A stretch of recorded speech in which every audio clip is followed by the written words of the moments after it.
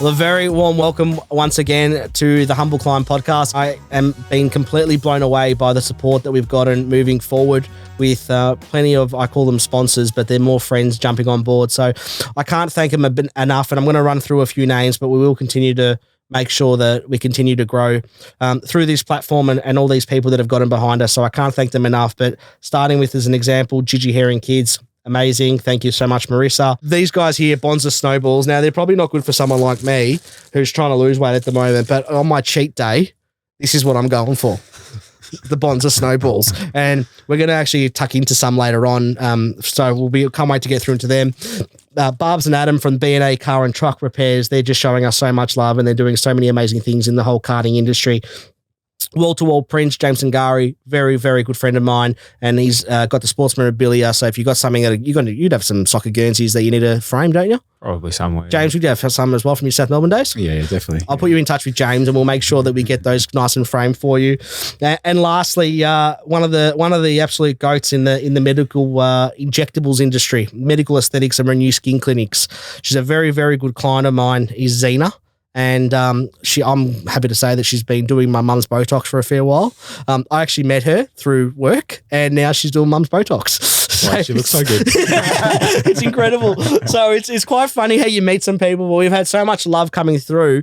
I just wanted to start off the podcast just by saying that, because so many people have decided to get behind this and what it is. So before we launch into this episode, I just wanted to say a massive, massive thank you. We're going to be putting all the logos and the links to websites and Instagrams and everything like that moving forward. But we can now bring you more and more episodes more frequently as well, and not take as much of a break. So it's good to be back, and let's get on with the show. So you all know me. If you've been listening, you know who I am. Continue to subscribe, like.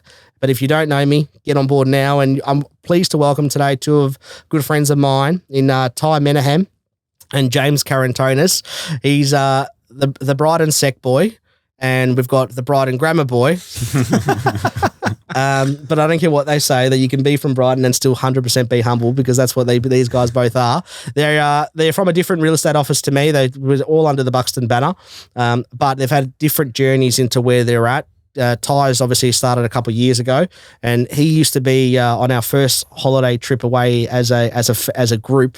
We were a couple months in. He was a Citroen driving little guy with his red P plate. And we went away on a holiday to Queensland, and he had his $9 in his account, but he was wearing Balenciagas. And that is true. That was fun. And Kara, as we'll affectionately know him, is the DJ Knife and Fork. He was the next Tiesto at one stage before he decided to hang up the decks and forge a career in real estate. And he's a son of a fencer. And he's now a director as well within the Buxton Group, which is amazing. So, boys, welcome to the Humble Climb, and thanks for coming on and accepting the invitation. Thanks for having us. Thanks for having us. Absolutely. Yeah, it's a pretty big intro. I haven't stopped talking, so need a glass of water. But, boys, now I wanted to get you on because I know you've both had very different journeys.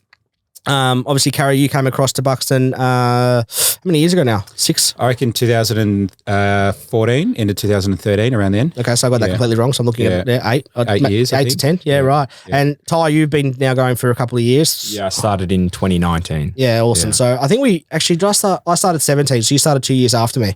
But we've had very different paths. You're sort of, me and you are very good mates, and we're all three of us are very good mates, but you're like the Harvey Specter from Suits, 100%. Like, he's very, very good looking. And Kara, I was about to go with it. But didn't want to say it. Mate, 100%. But before we sort of kick off, Kara, I know you've got obviously a busy home life at the moment. How's the dog? Mate, the dog, I forgot I even have one, to be honest. Nah, I still love the dog, but gets nowhere near the same attention, unfortunately. I'll never forget the time when we had to go somewhere, and Kara called, and he goes, "Mate, I can't come." And I said, "Oh, why not?" And he goes, "Oh, I've got to take the dog to vet." Like, this dog is Absolutely amazing, the love for this dog. So no, it's good, and we've obviously just come off our annual futsal game as well that we've had, which is the Oakley office versus and mixture of Mount Waverley versus Ashburton Camberwell, which is where you guys are from. And I don't even know what the scores were, but I subbed myself off. That's probably what I realized when I'm like, far out, man. Like I really need to stop eating food. So obviously I know you just made it because you had that late appointment, but it was a good game, and it's something that I look forward to every year. 8 days ago, and I've just recovered. Yeah. Oh, you should have seen him in the office limping for about 3 days. You know what's funny?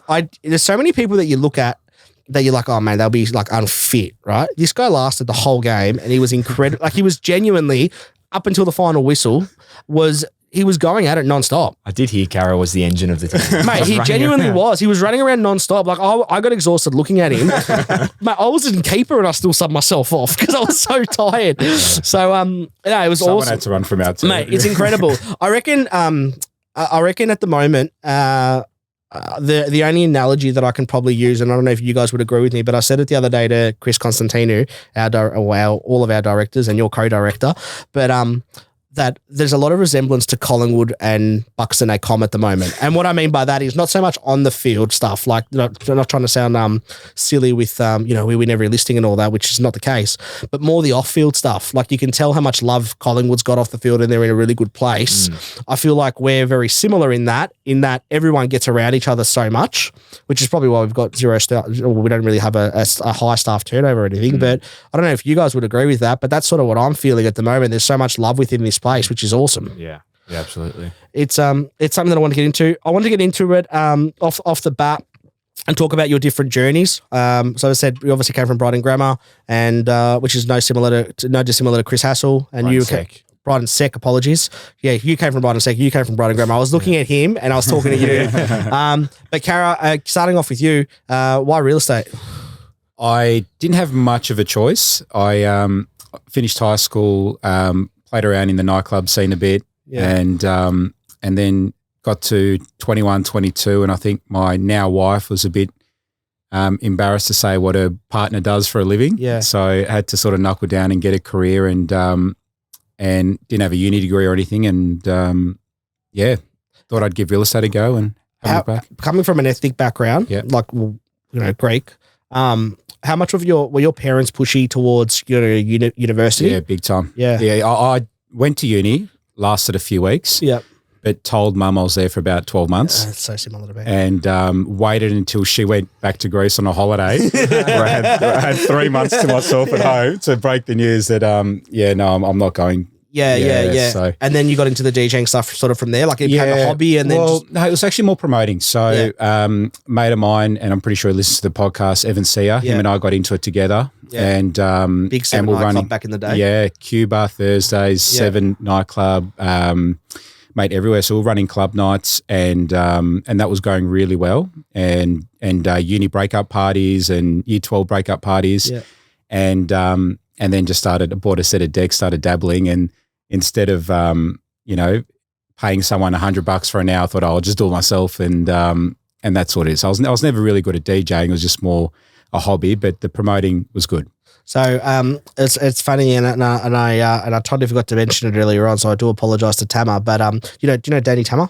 Danny Tamazis? No, but a chance. So he's doing amazing thing in the DJing space at the moment, and obviously I've got a very small genuine 30th coming up, which you're both coming to, but and I've booked him in, and he's sort of a bit, well, he's not in the real estate space, but he sort of started off this hobby as DJing, just playing around with decks, and now he's like doing he's doing a lot of our events, like friends of mine and all that type of stuff, most weekends, and he's like, far out, man, like this was a hobby, and it's just like now it's like paying the bills, which is awesome. Obviously we had to work on price a bit, but luckily with a bit of sponsorship on the Humble Climb. So if you are looking for your next DJ event, by the way, make sure you get Tamar, and I'm going to put all the links and everything as well, but he's amazing at what he does. I went to my cousin's 30th at Manila upstairs, and mate, this bloke just rocked my socks off. I was dancing all night long. They're about to, they nearly called to sub yourself off. You know what's funny? Like they nearly called the fire brigade because I burnt that floor. I was on. So yeah, he's amazing. But yeah, no, interesting. And then you fell into because you were working at not without naming competitors. You were working at that's right. No, I went to I was living at home, and there was a local office that actually my grandfather used to have some rentals with. Yeah, okay. And I put my resume in. I just dropped off just old school, printed off 6-7 resumes, walked up High Street Armidale, gave them out, and the first person to call me was a guy called John from Thompson. Offered me the job and just straight away said yes. Yeah, awesome. And yeah, that's it. Did you go into rentals or like straight sales? Straight into sales. It was really just like, here's a desk, here's a phone, good luck. Yeah, okay. And that's probably shouldn't be the way to do it. Yeah. And I was lucky enough that there was a guy that used to sit next to me, Fraser Cale, who's killing it at the moment, doing really, really well. And I just sort of watched what he was doing and then just copied him. And him and I would be at the office till 8:30 every night, cold calling. And that's how it all happened. That's awesome. You about yourself, Halves? Pretty similar story. I was pretty much forced into real estate. There was no, fluff around it. I was mucking around after school, didn't do much, partying from sort of Wednesday through to Sunday. And then one day... Monday, Tuesday you partied. That's a weird day to party, man. And then one day my granddad, who's sort of like a father figure to a degree, sort of cracked it at me and said, I've got you a job interview. Yeah. You're going. No ifs or buts. And yeah, the rest is sort of history after that. But I mean, job aside, like when you heard real estate, like is it something you actually wanted to do? I don't remember ever thinking of real estate ever. Yeah. Yeah. I think I did work experience for like a car dealership and that was probably as close as I got to it. Because that's how I got into it. I got into it through Sammy Maley, but I was working at a car dealership in car finance, auctioning off a car as a joke to our staff. And then the receptionist at the time, Lisa, who I'm still very good friends with, he's like, Dim, have you ever thought about real estate? And I was like, no. A week later, I accepted a job at Bucks and Bentley. It was crazy. You know what I mean? Like, so I think everyone's path's so different, which is what I love because I don't think, and I was 24 when I got into it, so I was late. You guys would have been, 21? You were 19? 19, yeah. I was 22, yeah. Yeah, right. So everyone's so different. I don't think you ever come in, like we've had a work experience kid that was with us for the week last week, a client of mine, and he's like, mate, I wouldn't mind my son doing work experience with you. And I was like, yeah, cool, no problems. But it's so hard to do work experience in a real estate office, I found, because you're just watching. Like I looked at the poor kid and I was like, man, you would be so bored right now. You're just watching me make calls. Yeah. I mean, like Kara's cousin had work experience with us. Cousin Georgie. Oh, remember Georgie? Yeah. We got him to come to I think it was like a building inspection or something. Like it was nothing. And he gets to the front door and the owner opens the door and she looks at him and goes, who are you? He goes, I'm George. I'm on working experience. And she goes, you're not coming into my house. Yeah, it's so hard. Mate, I was thinking about it. Like, you can't do, really, I mean, with this whole work experience thing, unless you're into it, you can't. Not too much. And now it's changed so much from when we got our licenses, or our agents reps, I should say, not licenses. I did a 5-day course. I don't know. You would have done. I did the 5-day course, yeah. Yeah, and now it's 6 months to try and get into real estate. So good luck. So you've obviously, so your granddad, obviously, and we all know your granddad as well, because he's a ripper at Audi. Yeah. And that's how I think we're all driving Audis now. Audis because of him, sponsored by Ian. Yeah, Joyner. literally. So if you need an Audi, go and see Ian Joyner at this is genuine at Penfold. Yeah. Audi Penfold in Burwood. He's a star. He actually sold me my car as well, and that was in the middle of COVID. So he's a ripper guy. So make sure that if you want a new set of wheels, Audis are very reliable cars. So happy to look at Audi sponsorships as well, guys. Sound like Vlad. But your journey in real estate, obviously, so two very, very different. When did you sort of come across to the Buxton Group?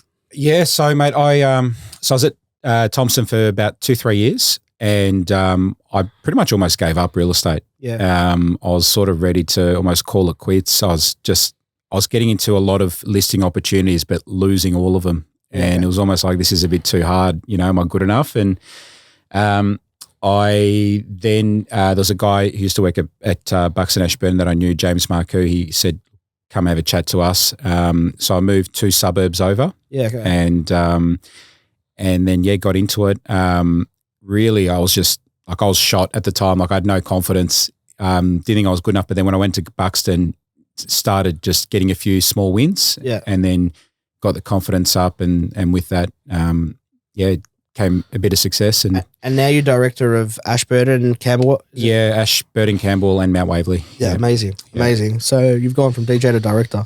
Yeah, spinning records, the suburb cool. records. Yeah. Practice that one. I love it. And yourself, like obviously, you just started. Like I genuinely remember the first time I actually met you. You were going into an appraisal by yourself. No, you were going into an appraisal. Kara couldn't make it, and he called me. He's like, "Mate, I've just hired this kid called Ty. Can you go and help him at an appraisal in Cooragul Road, Carnegie?" Yes, I remember. I still speak to the guy. And I genuinely remember it. And he's rocked up in his like Citroen, and I'm like, "Oh wow, okay." And he was so young and non-confident, and you see the evolution in people, and I said, I get so proud of it.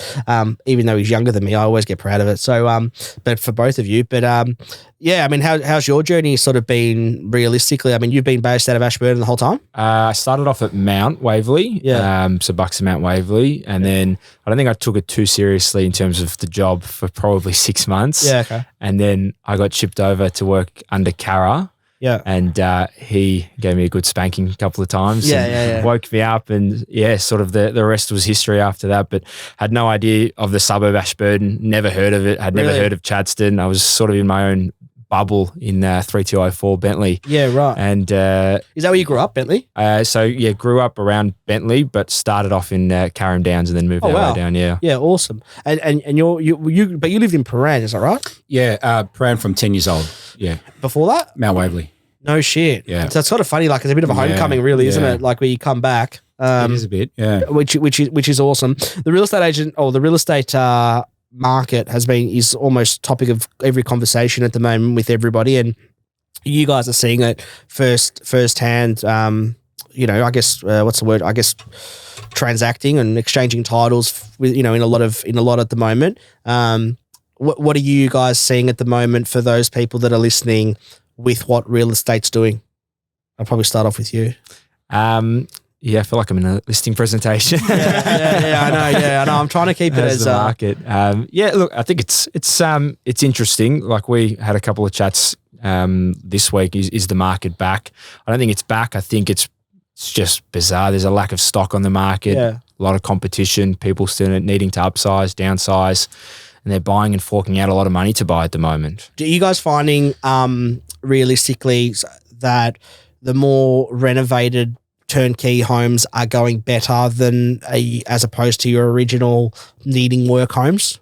Yeah, definitely. Yeah. If you can have something that people can move into, it gives them the peace of mind that they can get a really good home from day one, as opposed to getting in there and then having to, get architects, council, tradies, builders. The cost of building's gone crazy. So if they can just get in there from day one, that we're finding those sort of homes are getting a premium at the moment. It's almost like two separate markets in one market. Yep. Like unfinished is almost impossible to give away to a degree, and then your finished products just seem to be setting benchmarks every week. It's scary because I think everyone always talks about this. They've always had this pre-esteem thing in their mind of or the Chinese market or whatever it might be. I don't subscribe to that theory as much as what others do personally, because I just think at the moment it's so scary that interest rates are where they're at and people are still buying at the level that they are. Yeah. Because I'm finding it so much harder to value a home at the moment, where if someone says to me a price of, hey, I want $2 million as an example for my home, I can't scoff anymore and be like, well, no, you're not going to get it. Do you know what I mean? Like, because you don't actually know. A lot of the time I'm wrong, they're wrong. You guys would see it firsthand. Yeah. We're having apartments at the moment sell within a week, which is unheard of. And they're not conditional offers on finance or anything. Like, I don't know what's going on at the moment, but it's obviously something's changing along the way. And I think we're all in the position, real estate wide, where there's just like stocks becoming so limited. And I think if you're hesitating at the moment, you're in that limbo boat. You're probably kind of shooting yourself in the foot as well in some ways. Maybe. Because that lack of stock is what buyers are needing.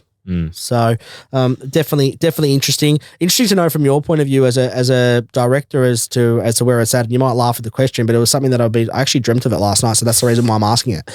What's your management style like? Because I haven't worked in an office with you. Yeah, I think it's a little bit different to others. I like to think that I'm a friend with everyone in the office. Yeah. We all get along really well. I was actually saying to Ty maybe a couple of weeks ago, like so this year when I get up in the morning, I'm actually pretty excited to get to work. Yeah. And I think it's because I really enjoy the company of everyone in the office. Yeah. But we are very results driven, and those results are not necessarily listings and sales. Yeah. Okay. So everyone's obviously that's the objective at the end of the day, but those results in my office are more along the lines of how many calls have you made, how many appraisals have you booked, have you gone door knocking, have you prospected around your listings and sales. There's also a lot of focus on training and personal development, and just making sure that every day you've got something to show for it. And that could be, you found someone that's selling in 12 months, or all of a sudden you've got the confidence to go out and door knock. It's just got to be, you want to have wins every day. Yeah. Okay. Are you guys still door knocking? Yeah. Wow.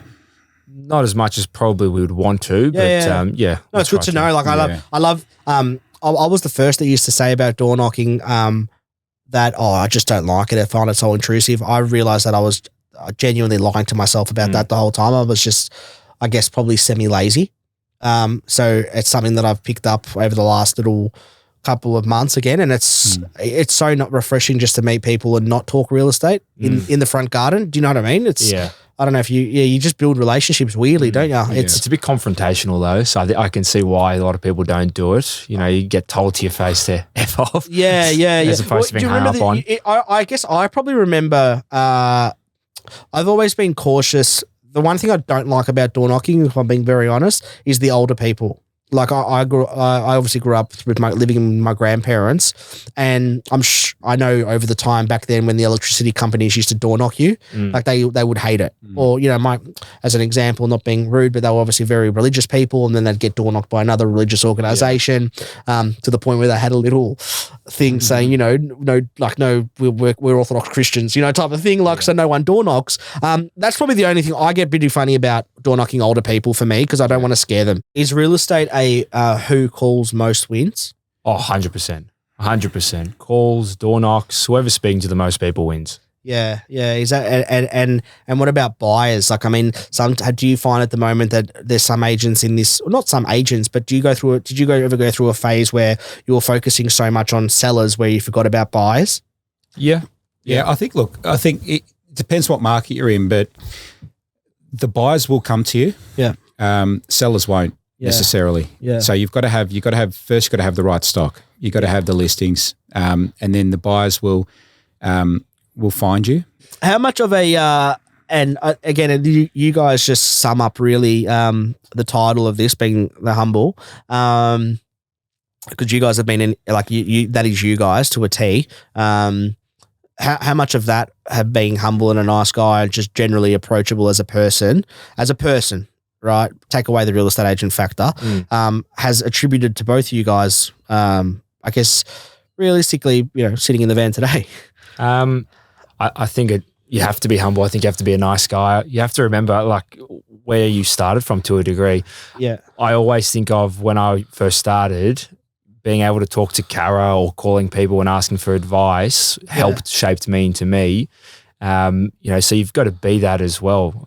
People won't look at you or won't use you if you're a dick, to be real. Yeah, of course. So not being chauvinistic, all of that I think is to a T exactly who you're meant to be as an agent, but also as a person. I see some people sometimes, and they're not, I guess, they can be real estate agents, but not just real estate agents, people in their chosen profession, that they'll get a Rolex and they'll be like, bang at the camera, right? Which is two ways of looking at it, where the point of view of like, one, you worked hard for it, you deserve it. And then, but two, the other part is that you never know who's watching that story on Instagram. I got pulled up real early in my real estate journey about what I put out. Cause like I used to be, anyone that knows me now knows that I don't, I'm in bed by 9:30 on a Saturday night. Like I'm so boring. Like I'm an old soul. But I used to love going out to a club or whatever and posting at 3 a.m. in the morning, me drinking a beer when I was doing real estate, and how bad that looked, because then I'd have clients on Facebook and it would feed through and all that type of stuff.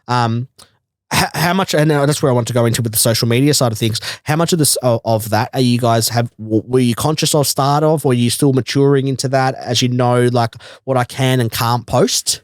I think it's a grey area that I think we're all still working with. Yeah, no, it's I found being young, you always wanted to post things. You always wanted to post going out for beers with your mates, with the boys.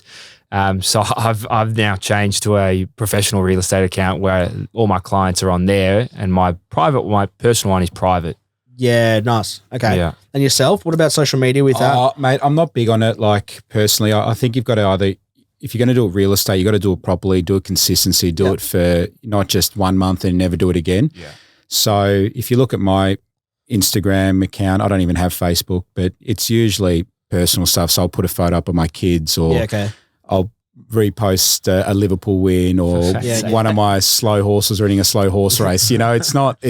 I do put a little bit of. Never see you repost a Liverpool loss. Like all of a sudden, he just jumped on it when they win.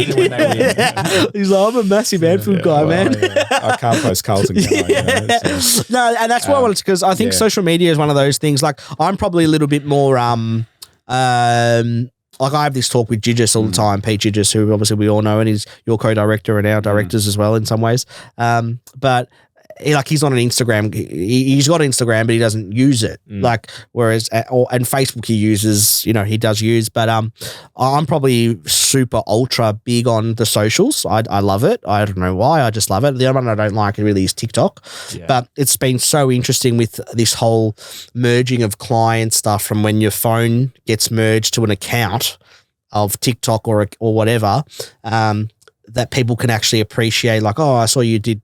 You were out delivering sandwiches to the homeless today, or you've got a podcast, or as an example, you went on that trip to Aspen or wherever, or you went to, you're out walking the dog around Caulfield Park. Yeah. Do you know what I mean though? Like it just brings this, all of a sudden this social media has brought this new different dimension of relationship between client and clients. Yeah, I agree. But I think you got to look at, who do your clients want? They want someone that's real. They want a human that is genuine, that does actually care for you and wants the right result for you. Yeah. So I get that. And I think everyone's so different in their approaches. What's for you, Ty, because obviously I know how much when we give Kara a lot of shit, but I know how much he's helped you I guess grow, not just as a person, but as an agent as well. What's been the foundations for you so far that you've really set in so early in your career? Being accountable, I think, has been the biggest one. Obviously, when I got shipped over to Kara, I don't think he loved it for a couple of months. I sort of did his head in for a while. Is it true that you weren't sold on him? No, okay. It's true. This is true. So I needed someone to come and work with me, and Ty came over, and I was happy to have Ty, not because I thought he'd be awesome, not because anything like that, just because he was a good, like I liked him. He was a Liverpool supporter. He had a bit of banter about him, and I liked his grandfather. So it's more like, at least his grandfather gave him deals. Yeah. I bought 2 cars off his grandfather. So, so he came and worked with me, and I just think he needed time. I was like, is this a young guy? He was like 18, 19, fresh out of high school. He just needed time. There was nothing apart from it. And then all of a sudden, it was, we're starting to see some he's doing really well. Yeah, some real good results. Would you confirm that you weren't 100% sold on him? Well, you can't be 100%. You can't be 100% sold on anyone until they've started working the job. Yeah, okay, fair enough. Yeah. I know. I actually agree with that. Like, I generally like. Gigis sometimes says to me, he's like, "Oh, you were handball to me." I'm like, man, but it did do my head in a bit. Like the amount of keys he lost. Oh my God. Do you guys argue? Yeah, sometimes, but it's I think we respect each other in that aspect as well. I've said to Kara before, he's the same age as my older brother, so I see him as an older brother to a degree as well. That. So I ask him a lot of personal questions, but business questions I do his head in all the time with. Call him at 7:30, 8:30 at night. He's on the couch. He goes, "Yes, mate." That's the best, man. I love hearing that. That's awesome. It's good to have that. I think once you find that dimension, and that's why I talk about Collingwood. I don't know, the off the field stuff. This is that's probably what I mean. And people laugh when I say it, but I really mean it. There's so much. I find myself calling. I call both of you. Like I don't care. I probably was going through a phase earlier on in my whole real estate stuff where I I didn't want to ask for help because I thought I played a hot shot and know it all. And, you know, I hated asking for help because one, I felt like it made me look weak. And two, I just thought like, I've got this down pat. I know what I'll do here. I'll go into this listing presentation by my own, not read the play at all, and just be that chest beating guy that really at the end of the day led to just purely losing a listing. It's become now so important as to building a relationship with people. And I think that's just why I wanted to have you guys on, because you do so well, but I think it's the relationships that you guys have created in your marketplace as well. Yeah. I think you got to be you touched on a good point there, that whole chest beating thing. Like once you start thinking you're pretty good, or once you're getting a bit too confident, you're almost finished for a while. Yeah. You need that real reality check. And if you're thinking around, walking around the office, how good's this? I've listed 5 properties, I've sold 5 properties. I almost guarantee you'll lose the next 3. Yeah, I know. Because there's going to be a younger, hungrier Ty Menahem coming through. Yeah. That's just going to start getting complacent. Yeah. You think you don't have to follow the processes, and I think the processes are the fundamentals of a real estate deal. How much of your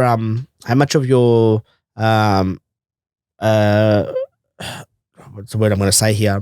Try not to sound political. I'm trying to sound politically correct. Like your Greek Orthodox background, your Jewish background. How much of the family upbringings with faith or values or aligned to those have sort of helped you guys to where you are now? Like, is there still stuff that you do today based on those upbringings from your family?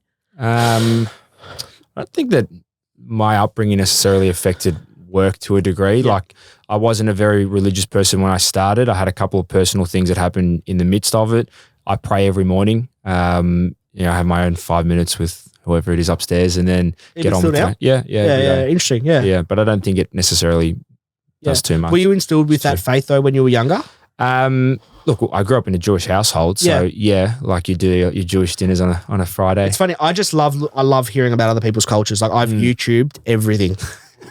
Literally the difference between things, and I don't know, like I find it so interesting. Like I just really did, and that's why I ask about your upbringing. I think I probably affected Cara because he moved to Caulfield. Yeah, that's awesome. What about you? Like, mate, I wouldn't say so much from a religious point of view, more so from but certainly family values. Yeah, that's exactly right. I went to Brighton Grammar, but I was probably the poorest kid at the school. I was on a bit of a scholarship there because I was half decent at sport. And, Dad used to drive this old piece of shit Ford, and I'd try and get him to park like as far away from the school so my mates don't see me getting out of that car. That's awesome. But, that also showed me that, hey, you can going to, being surrounded by that sort of network. Like I've got mates that parents own $20, $30 million houses. Yeah, and, of course. Has that helped you? It's shown me what's out there. Yeah, okay. And it's also shown me that I don't have that backup. I've got to go out and make it for myself.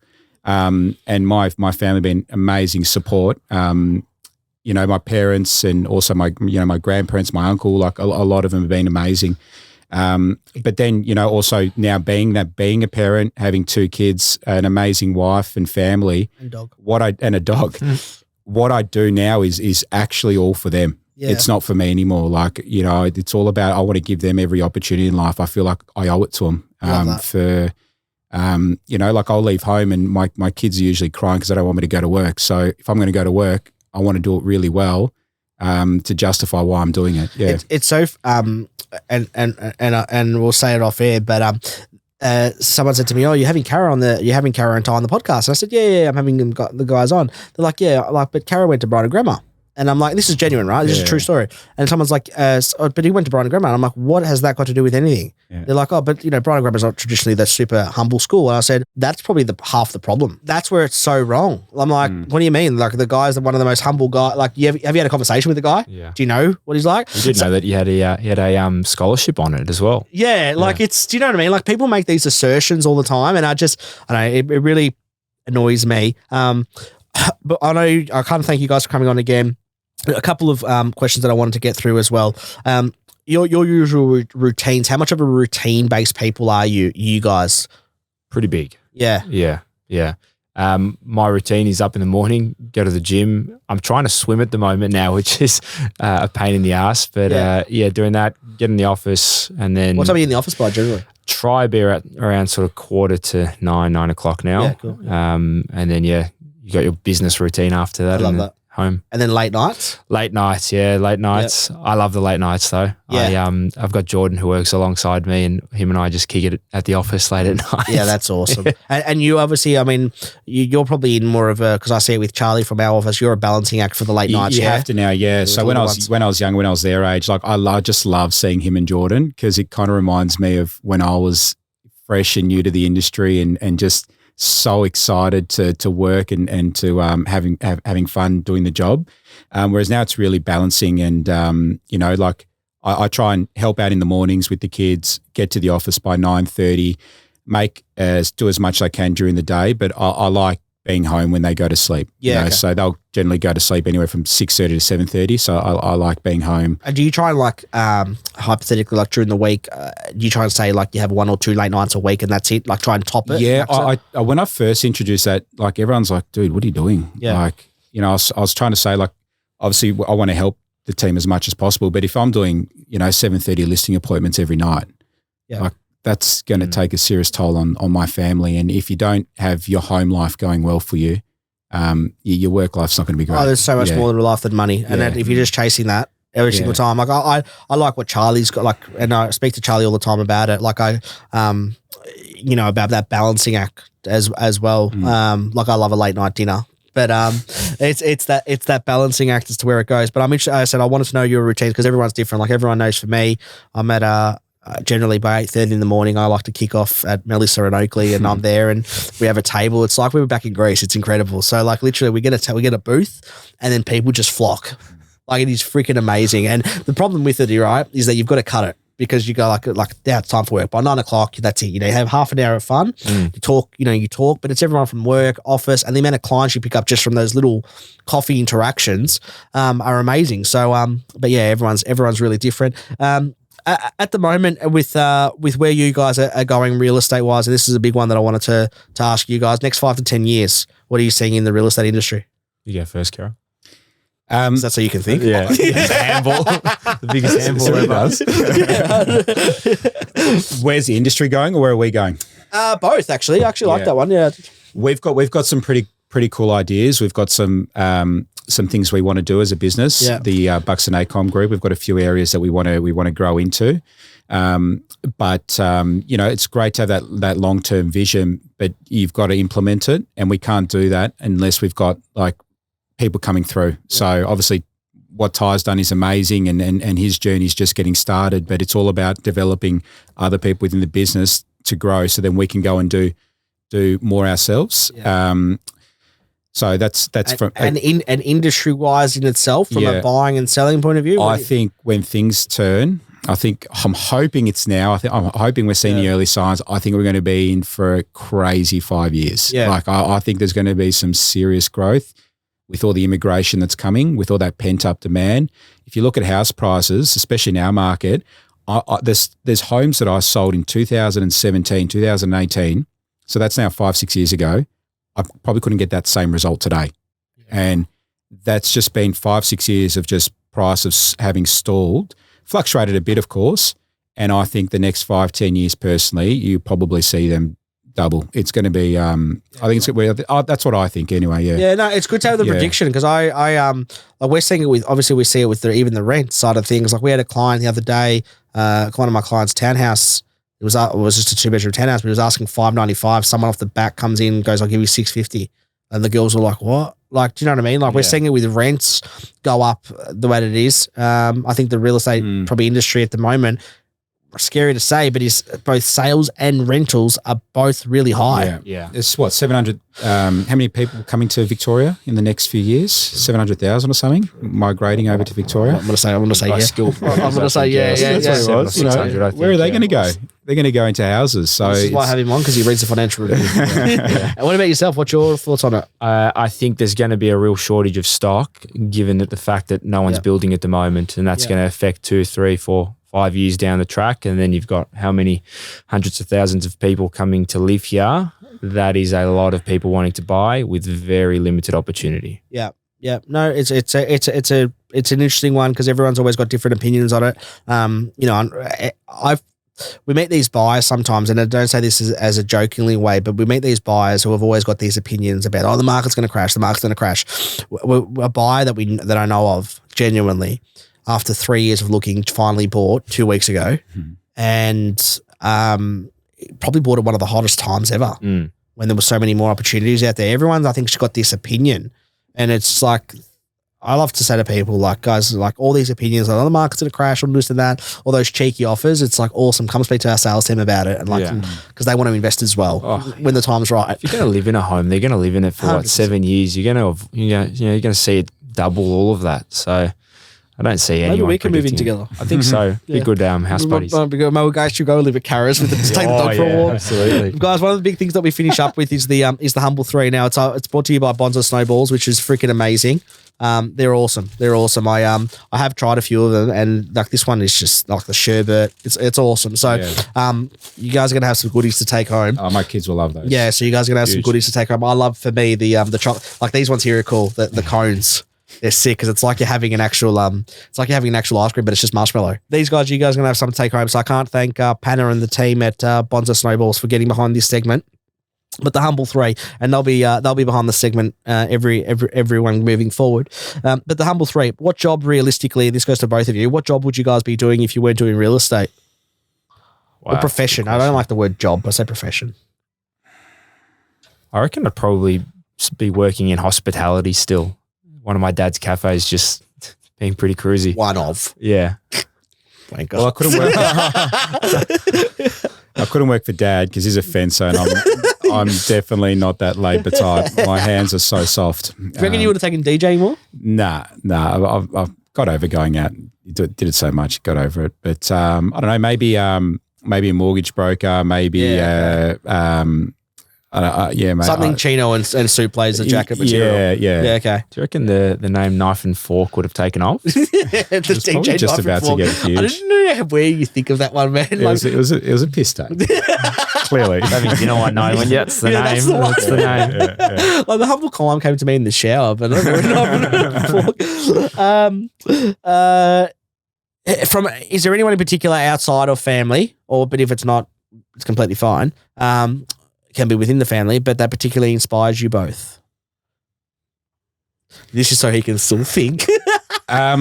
Probably like for different reasons, not like so much profession, but probably my grandfathers. Like, I mean, they left a tiny village in Greece, came here with absolutely nothing on a boat, couldn't speak the language, and built a life for themselves and their families, and passed down those values. Yeah, so for me, I'd definitely say them. Yeah, I love it, and it's nice to hear someone outside of mum and dad, like the traditional responses. Yeah, like I'm probably aligned with you there with my bubble dim. So for sure. Yeah. What about you, big fella?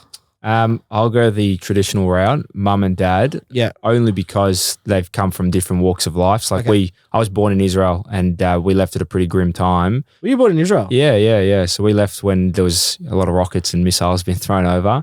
I remember mum telling us stories all the time that, the reason we left was she'd have to put gas masks on us and stuff like that and take us to bomb shelters at like the age of 2. And she had, my sisters who were younger than me as well. Oh. So moving here, starting a whole new life. My dad didn't speak very much English, doesn't really speak much. Really? Still very well. And they've both created their own really, really, positive lives, but only through hard work. If just off topic, what did your parents actually end up getting into? So my dad's in hospitality. My mum works at St. Vincent's Hospital. Oh, wow. Okay. Like nursing? I think she's in the administration side. Yeah. And your dad's the fencer? Yeah. And mum's a school teacher. Is she a school teacher? Yeah. Wow. That's awesome. I did not know that. Yeah. That's incredible. Wow. And the last one that I want to ask you guys, this is a good one. If you could have a billboard, where would it be for starters? And what would it say and why? Obviously, my billboard would be Eden Mall, obviously. We're actually just got a really good location. Yeah, we got one coming. Yeah. Watch your space. Okay. But personal billboards. Personal billboards. So I'm talking personal billboards. So it could be anywhere in the I'd hate to have one, mate. To be honest, I feel like I would get embarrassed having one. I'd be anxious someone would draw a moustache over my face or something. It would have been more than a moustache. 1945 moustache. Do you remember Jonah from Tonga? Yeah,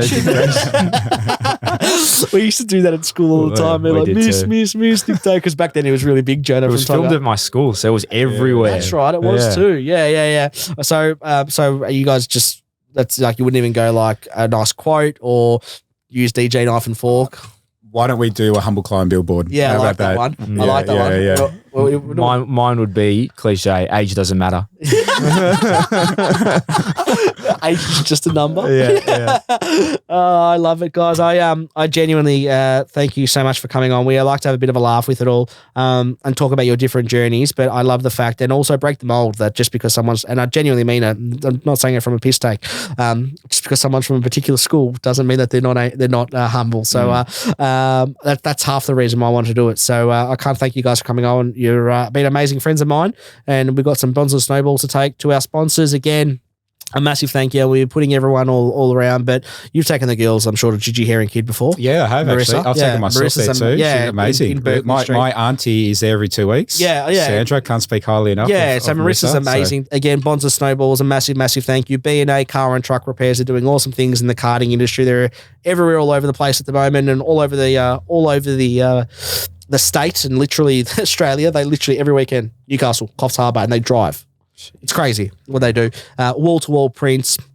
Again, James and Gary. So I've actually got a mate of mine. So because a few of the boys played sport, like my mates like Jake who does the Unlaced podcast, and Gotchi, because they both played their individual sports, they've all given me like their own shirts, like with Gotch on the back or Barkadash on the back, which is pretty cool. So I need to go see James and get them framed.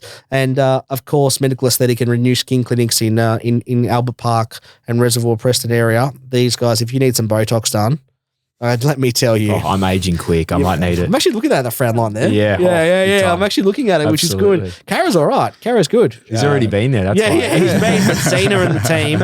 As I said, my mum can't speak highly enough about him. And every time she gets it done, she'll be like, Dim, look. It's not moving. Like, it's awesome. Like, I love her, and Zena's just the best. She's amazing. So she's an incoming mum as well. So we've got to say a massive congratulations for that. Wishing Bub obviously a lifetime of happiness and good health for a safe delivery of Bub, and Tama, the last one, the DJ, the original DJ of. He's obviously been listening to the tracks of Knife and Fork, but he'll be doing my little event coming up, which is a very genuinely very, very small 30th taking place at a church hall. Genuinely, that's me. I'm an old soul. Like, I'm not. I didn't want to put the Spotify music, because I thought that makes me look like a tight ass. Genuinely. Not premium either. Nah, mate, I didn't want to put the Spotify, because I'm like, you know what? You never DJ there. I'm not going to do anything. There's no plate smashing plates. It is so relaxed. Mate, I've never done one. I've never smashed a plate. Genuinely. Like, it's a very, very, but I wanted to get Tama there, so I've only got the best in the business DJing wise. So a massive thanks again, Braden. Can't thank you enough again. We've had a couple of break, and but we're back. So looking forward to continuing to record. And this one will be released, and we'll chat soon. Thanks for having us. Cheers, guys.